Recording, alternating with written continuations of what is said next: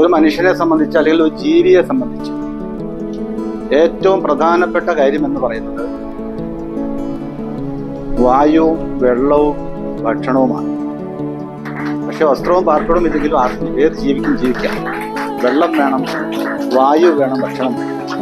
ആ ഭക്ഷണം ഉണ്ടാക്കുന്ന ആളുകളാണ് കർഷകർ.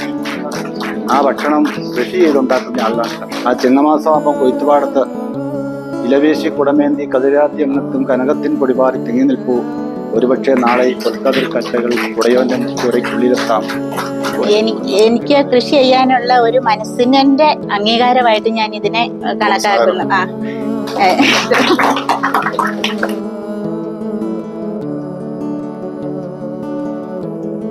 ഏവർക്കും മലരി ഗോൾഡ് ആൻഡ് ഡയമണ്ട്സിന്റെ ഹൃദയം നിറഞ്ഞ പുതുവത്സരാശംസകൾ.